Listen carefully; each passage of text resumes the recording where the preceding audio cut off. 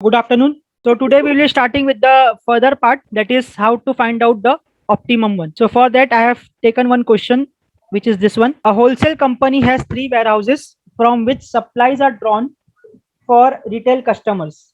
The supplies of warehouses are given below. These are the warehouse number and these are the customer numbers. And the thing which is given is this one. The following table gives the transportation cost per unit shipment for each warehouse to each customer. Determine what supplies to dispatch from each warehouse to each customer so as to minimize overall transportation cost. Okay, so after reading this question, what difference you can find in the question itself? What difference you can find from the previous question and this question? There is one major difference. Minimize overall. Yes, that was the important word in this question. Minimize. If they have given this word minimize transportation cost, minimize means they want the optimum answer, उससे कम नहीं होना चाहिए. So from initial feasible solution, we get the near answer. We don't get the optimum answer.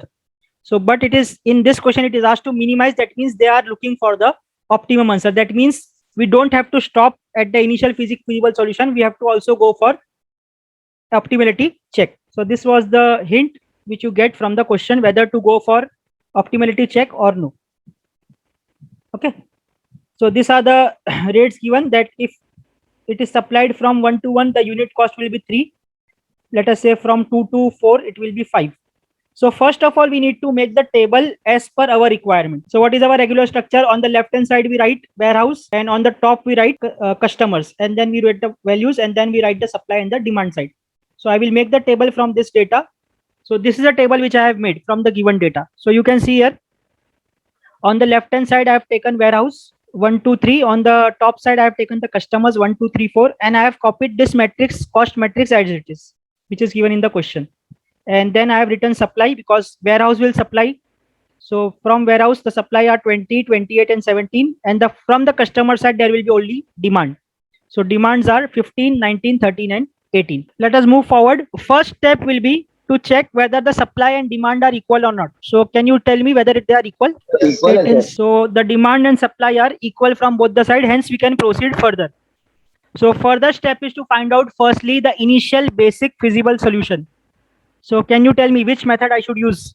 Google. In exam, you are free to use any of the 5 methods if it is not mentioned. So here I am going with the Vogel's approximation method. I have made one penalty columns and penalty rows. So first row penalties. Okay, now I will require answers from your side. I will not solve, you will only solve. So tell me what will be the penalty in the first row? 2. 2. Second ke liye? 1. 1. Third, the 4. minimum numbers are 3 and 7. So answer will be 4. 4. Similarly, from the column side, it will be 3. Then 6, 1 and 6, it will be 5. Then for third one, it will be 2 and 3. Answer will be 1. And fourth one will be 0 because both the numbers are same, 5 and 5. Okay, so after finding out penalties, next step is to select the maximum penalty. So maximum penalty is 5. Maximum penalty is 5. That means this column will be selected for allocation. So I will make an arrow here that this column is selected for allocation. Now in this particular column, where to allocate first? Minimum cost. Yes, the allocation will be done at the minimum cost, that is at this particular place 1. And here I will allocate. So allocation will be minimum of supply and demand. So supply at this line is 28 and demand is only 19. So 19 will come here. Now after allocating, we have to do the counter effects. Counter effects will be this 19 has been fulfilled completely, so it has been cancelled. And this 28 will become now 9. Next part. Again, we will go for the next set of penalties. Now for next set of penalties, again, what I will get? Tell me row wise penalties for second set. 2, 2, 3, 4. Tell me for the demand side. 3. 3, 1, 0. 3, 3, 1, 0. Okay, 3, 1, 0. Correct. So 3, 1, 0. Now the maximum penalty is what? 4. 4. This is the maximum penalty.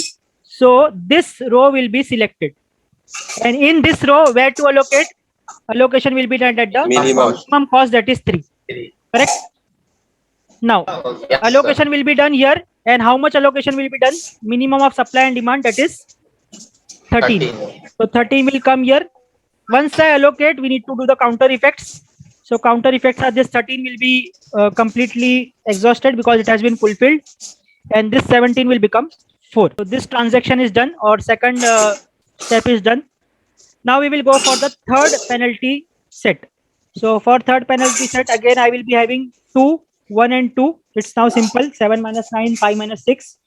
And for the column side, I will get 3 and 0. Now the maximum penalty is this one, 3. So this column will be selected, and in this column where to allocate, allocation will be done at the minimum cost. So here it will be allocated, and how much to allocate? Between 20 and 15, the minimum is 15. So 15 will be allocated here. So this is completely fulfilled, cancelled. This will remain with 5. And what? Okay. Now next penalties are 5, 5 and 9, and here it will be 0. यहाँ पर 0 आएगा, 5 minus 5, here it will be 0 only. Now the maximum penalty is this 9. अच्छा, first tell me whether we need to go for penalty now or we can write directly.